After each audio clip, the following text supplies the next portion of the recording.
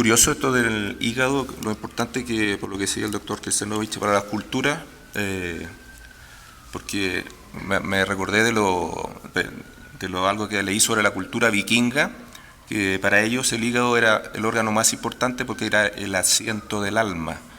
Es bastante parecido a lo que decía el doctor.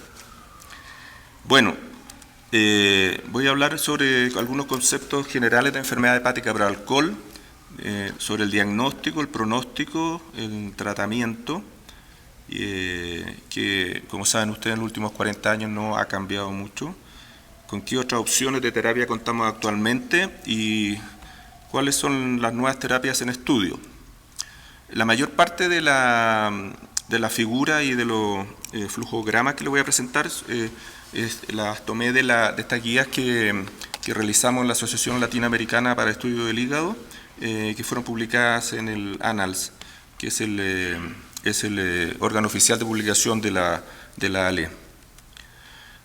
Para ejemplificar el tema voy a presentarle el caso clínico de un hombre de 57 años que consultó por un cuadro de 2 semanas de evolución con compromiso del estado general, ictericia progresiva y distensión abdominal. Tiene el antecedente de beber 5 cervezas al día después del trabajo y más que eso durante los fines de semana, por un periodo de 20 años aproximadamente.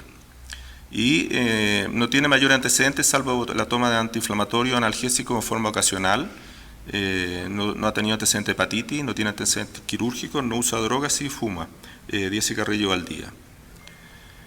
Al examen físico estaba normotenso, frecuencia cardíaca 100 por minuto, temperatura 37.5 grados Celsius y había al examen físico ictericia y algunos signos de daño hepático crónico.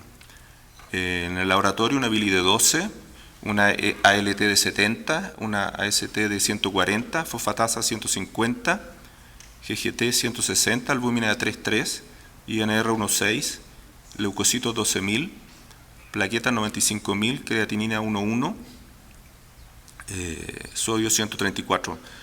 Serología viral normal negativa, también anticuerpos buscando enfermedades autoinmunes negativos. Y en la ECO, un hígado heterogéneo, vía biliar y vesícula normal y presencia de ascitis moderada. En cuanto a conceptos generales, la enfermedad hepática por alcohol es la principal causa de enfermedad hepática crónica. Alrededor de un 50% de los daños hepáticos son por alcohol, la cirrosis. El problema es que la mayoría de los pacientes se presentan asintomáticos hasta a etapa avanzada de la enfermedad. Por esto, como lo mencionaba la doctora que nos habló de adicciones, es importante buscarse en toda persona con consumo excesivo de alcohol o en personas en que hemos encontrado un trastorno del consumo por consumo de alcohol. Y también plantearse en todo paciente que encontremos con alteración de las pruebas hepáticas.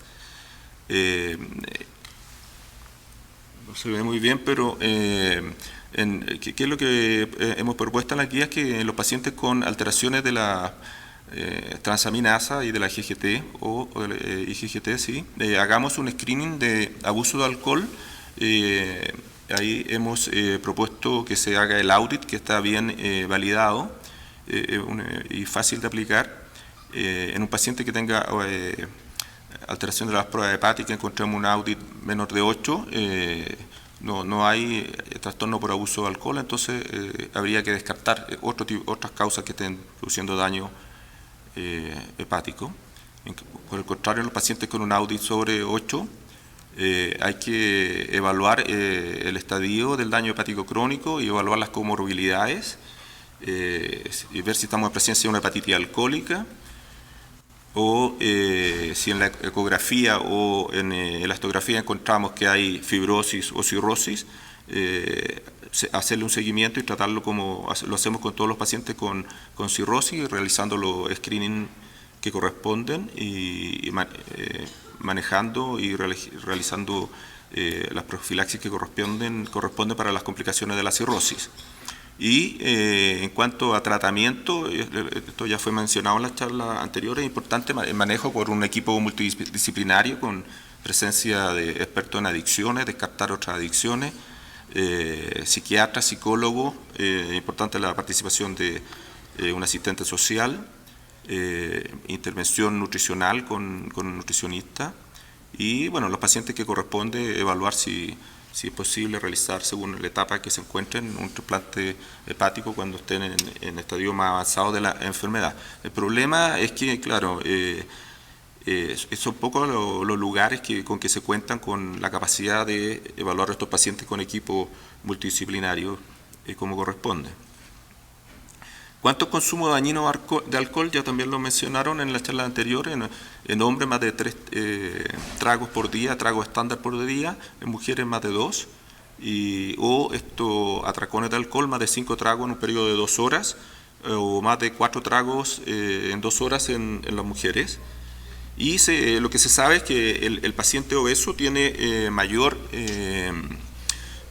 desarrolla una enfermedad hepática más avanzada o puede ser más agresiva y de curso más rápido, por lo cual se recomienda disminuir el consumo de alcohol a 2 tragos al día como máximo en hombres y más de 1 trago por día en mujeres. Y lo mismo disminución en estos consumos episódicos excesivos.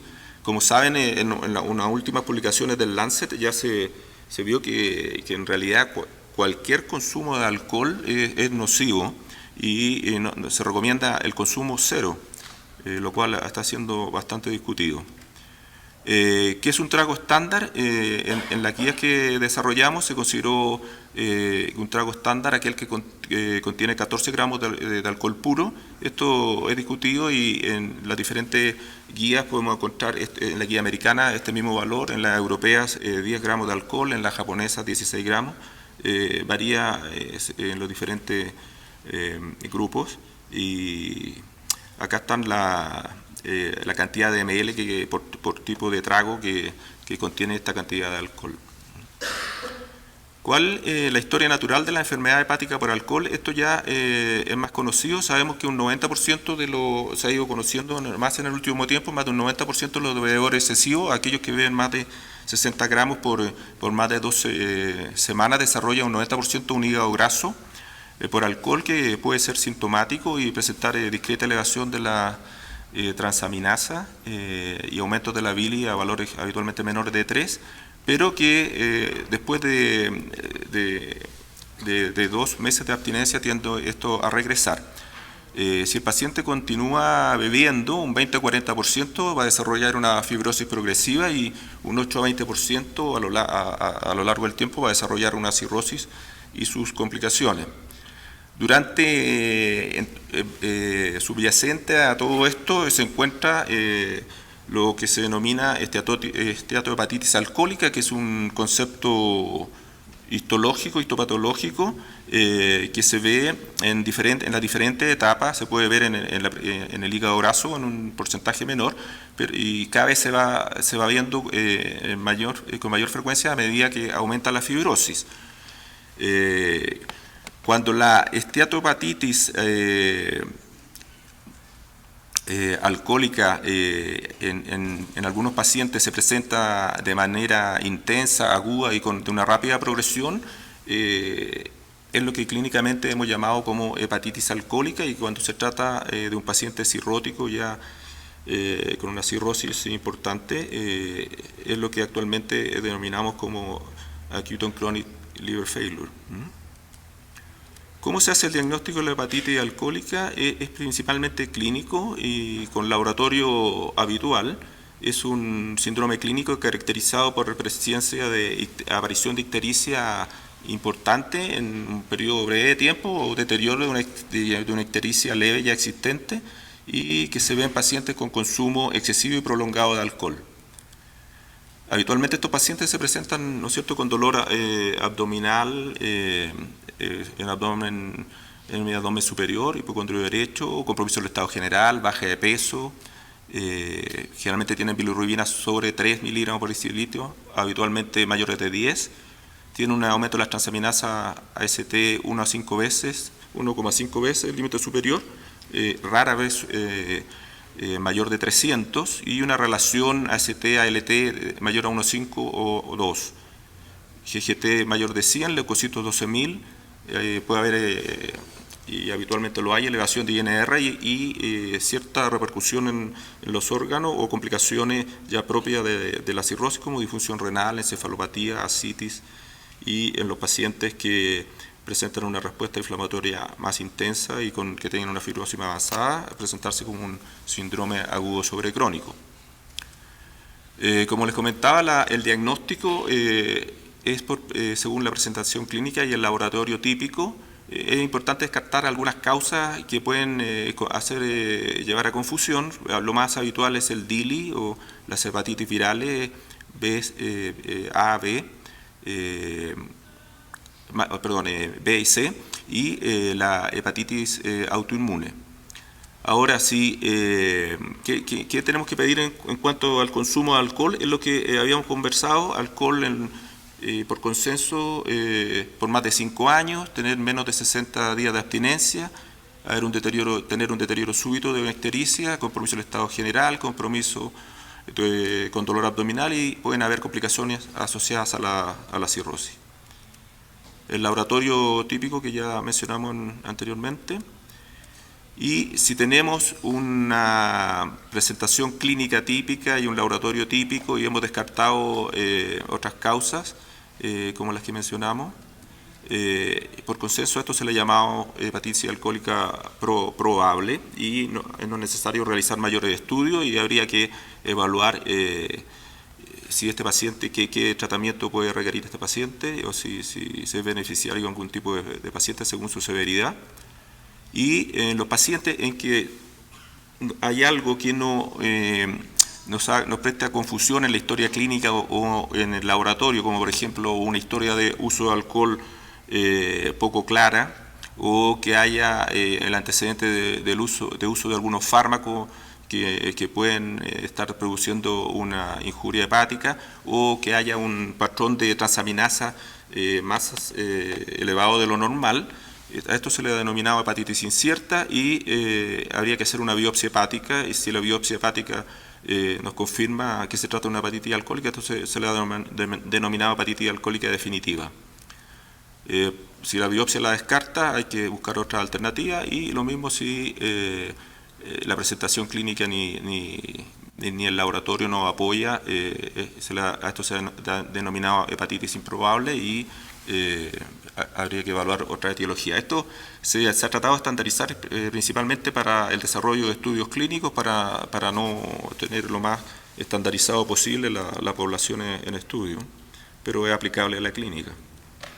En la histología, que es lo más característico, es la presencia de daño celular y inflamación, como vemos en la flecha amarilla, evalonamiento y presencia de cuerpos de Mallory, y un infiltrado polimorfonuclear, principalmente centrolobulillar.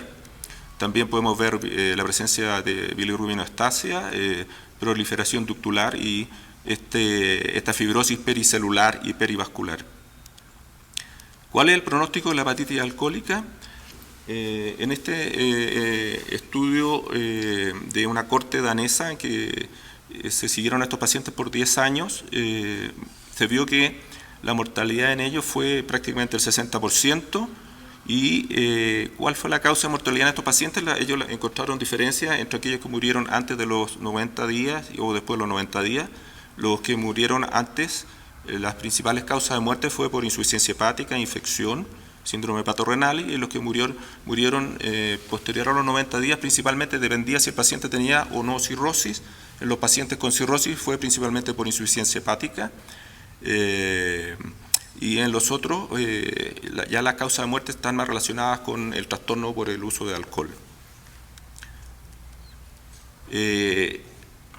¿Para qué nos sirven los scores pronósticos? Para ver el pronóstico vía de los pacientes, para ver qué pacientes se van a beneficiar con uso de corticoides. El más validado y el que dio el nombre de hepatitis alcohólica severa, que la definió, fue el factor discriminante de Madrid, que que fue creado ya hace aproximadamente 30 años, y que considera que un MADRI mayor de 32 se beneficiaría con el uso de corticoides.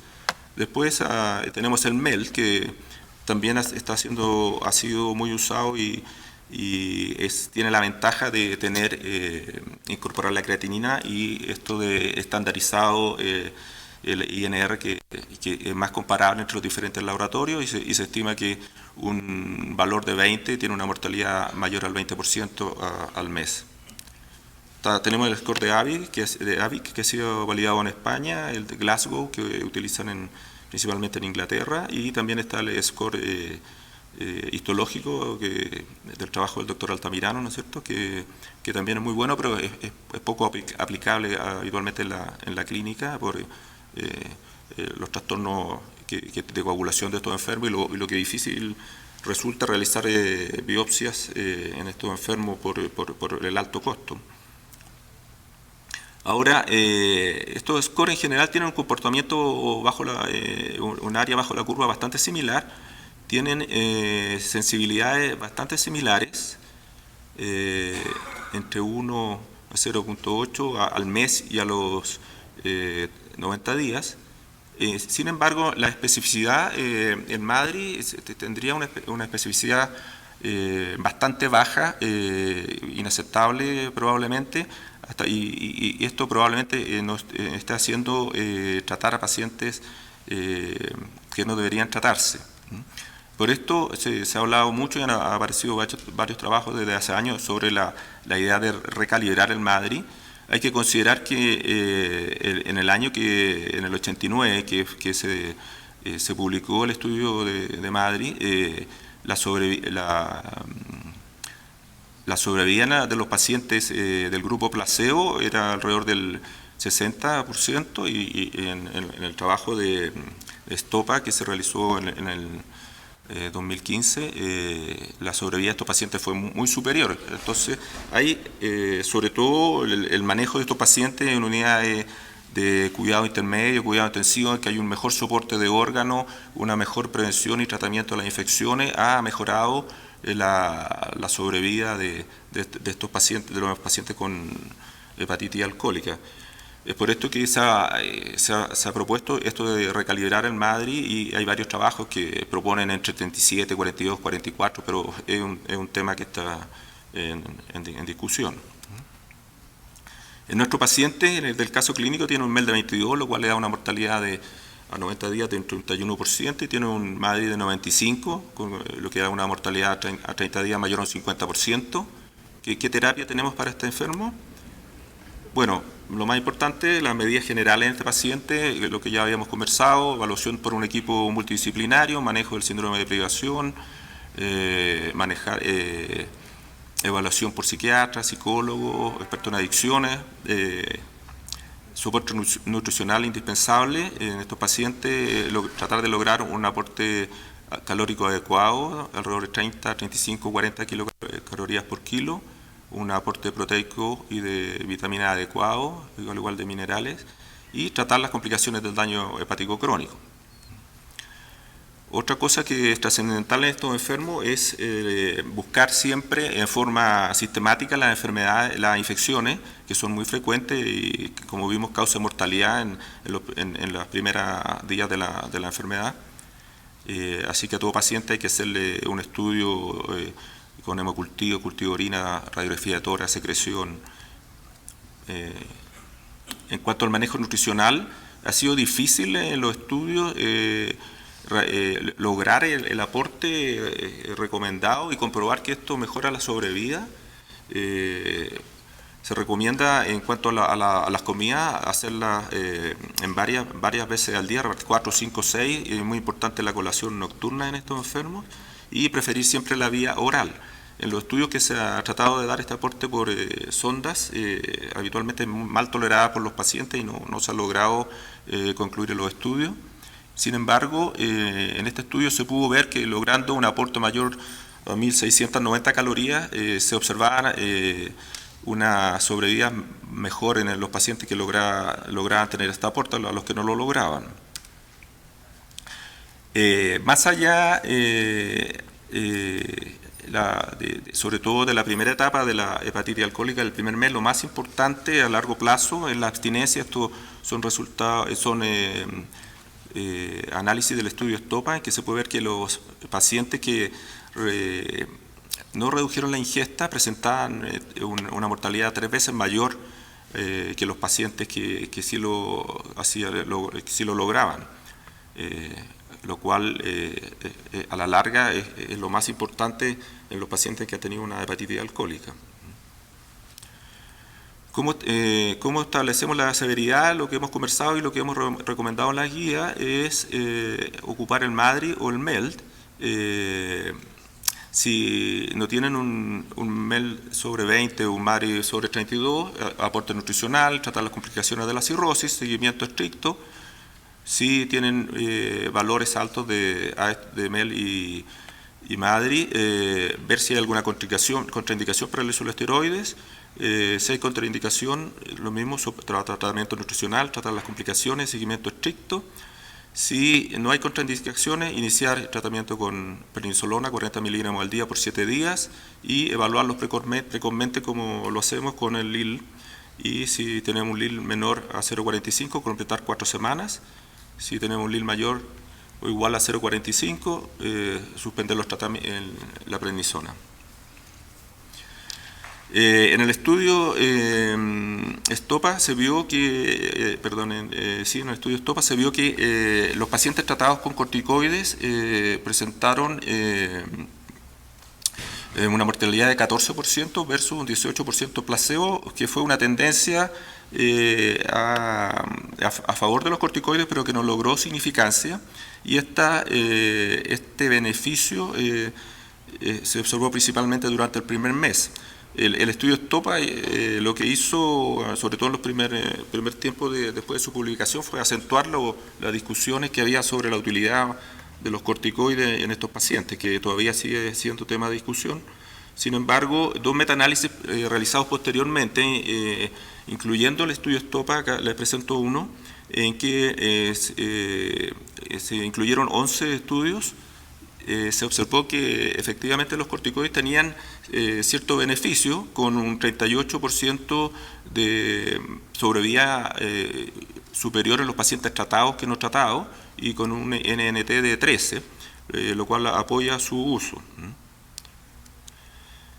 Lo otro que hay que estar muy atentos, como lo comentaba en las infecciones, se ha visto que un 26% de estos pacientes están infectados antes del inicio de los corticoides. Sin embargo, si son tratados con antibióticos antes de iniciar los corticoides, no hay aumento de la mortalidad. Por el contrario, los pacientes que se infectan durante el tratamiento sí que tienen mortalidades más importantes, y es muy malo para un paciente con una hepatitis alcohólica grave y en tratamiento con corticoides, que la aparición de una infección. El paciente que le he presentado recibió una nutrición enteral adecuada, no presentó infecciones, se inició la prednisolona. Sin embargo, al 7º día se calculó el score de LIL de 0,6, con lo cual corresponde no continuar los corticoides, sino solamente vamos a aumentar la mortalidad en este enfermo, principalmente a expensas de las infecciones. ¿Qué otra opción terapéutica tenemos en este enfermo? Bueno, el trasplante hepático es una alternativa que se ha visto con el primer estudio del doctor Maturán en el año 2011, que fue publicado en el New England. Se puede ver que a los 6 meses los pacientes trasplantados tenían una sobrevida de 78% versus 23%, y que la sobrevida a los 24 meses seguía siendo muy buena, comparable a las indicaciones de trasplante por otras enfermedades. Han seguido apareciendo experiencias de centros trasplantadores. Les muestro acá la del grupo americano, que presentó la experiencia de trasplante en 12 centros, con un total de 147 pacientes, que se puede ver que la sobrevida al año fue un 94%, del otro año 84%, lo cual es muy bueno. y teniendo sí el problema de que mantenían un 10% de ellos al año un consumo de alcohol sostenido y a los 3 años un 17%. El tema del trasplante hepático continúa siendo en hepatitis alcohólica grave un tema muy controversial. Es una buena opción en pacientes bien seleccionados y bueno, la regla de los 6 meses en realidad los que están a favor plantean que no debe ser la única regla, sino que hay que analizar otras cosas, como ya lo escuchamos anteriormente, como la patología psiquiátrica y adicciones, la red de apoyo familiar, que también son igualmente importantes, y la evaluación psiquiátrica, que es indispensable, y la evaluación social, y ver qué apoyo familiar tiene este enfermo, y lo que se decía anteriormente del fracaso, que si ha habido fracaso en algunas terapias de adicciones previas. En todo caso, se requiere más estudios para saber más para el trasplante hepático se haga una realidad más global, más general en estos pacientes. En todo caso, para la cantidad de pacientes se estima que con hepatitis alcohólica se estima que lograría beneficiar a un número muy pequeño de pacientes, menor al 10%, así que es necesario contar con otras terapias, como ya hemos escuchado sobre todo en la charla del doctor Alvillos. Se sabe que el alcohol, al igual que otras noxas, produce un daño en el eje enterohepático con producción de productos patógenos, translocación bacteriana, una disbiosis, una disminución de los péptidos antimicrobianos que favorecen toda esta translocación. Y por otra parte, el alcohol produce un daño directo en el hígado, ¿no es cierto?, con la liberación de DAMPs, y todo esto, activación del sistema inmune y células de Kiefer, con liberación de citoquinas, TNF, con reclutamiento de neutrófilos, citoquinas proinflamatorias, injuria mitocondrial, muerte celular y apoptosis. Acá es donde están enfocadas las nuevas terapias. Hay varios estudios en curso, que están en fases preliminares. Así que abordando el tema de alteración del eje enterohepático, hay actualmente estudios en curso con inmunoglobulinas anti-LPS, el uso de antibióticos, amoxiclavulánicos, los probióticos. Hay estudios sobre trasplante fecal con suplemento de zinc que mejoraría la permeabilidad intestinal, y el ácido beticólico. En cuanto a como terapia para antioxidantes está la N-acetilcisteína, que ahí hay algunos estudios, igual con metadoxina, el estudio, ¿no es cierto?, de la doctora Fátima Higuera, pero que fue con un número no tan grande de pacientes. Hay estudios en curso en este momento. En cuanto a ácido beticólico, que mencioné también como un hepatoprotector, para mejorar la regeneración, hay estudios con interleuquina 22 y con colonia de crecimiento de granulocitos. Está la enricasa y la procaspasa, que la enricasa es una antagonista de las caspasas. Hay un estudio con un antagonista de la interleuquina 1 que ya pasó la fase 1, que es con anakinra, que sería el antagonista. Celonsertib, que ya hemos escuchado, que también es un antagonista y que actúa a nivel de la apoptosis y la necrosis. Así que probablemente en un futuro próximo tendremos noticias sobre algunas nuevas dianas terapéuticas que nos pueden ayudar a manejar a estos enfermos. En conclusión, bueno, la enfermedad hepática por alcohol es una enfermedad muy prevalente, que muchas veces es subdiagnosticada. Debemos buscarla siempre de forma dirigida. Es una enfermedad grave, con mortalidades elevadas. El diagnóstico es habitualmente fácil, se basa en la historia clínica, en la evaluación de uso de alcohol y en el laboratorio básico. Debe abordarse esta enfermedad de forma multidisciplinaria. Hasta el momento los corticoides son los únicos que han demostrado disminuir la mortalidad a los 28 días en pacientes con hepatitis severa, y hay numerosas moléculas que se han identificado que pueden servir de blancos terapéuticos. Por último, les quiero comentar que en la Asociación Latinoamericana, como les comenté, nuestra intención es aumentar los datos sobre la hepatitis alcohólica en la región, y estamos ya varios centros latinoamericanos se han enrolado, o sea, se han dado su aprobación para participar en este estudio que pretende evaluar las características epidemiológicas y clínicas de la paciente con hepatitis alcohólica, y probablemente también logremos realizar estudios con muestras biológicas. Además, hay otro estudio que probablemente algunos de ustedes ya se lo hemos comunicado por mail, que pretende ver si hasta qué paciente, cuál es el techo o el techo o el cielo para tratar a los pacientes con hepatitis alcohólica, sobre hasta qué mel o hasta qué madre sería oportuno tratarlo, y sobre cuál ya sería fútil el tratamiento. Eso es algo que también estamos proponiendo. Muchas gracias.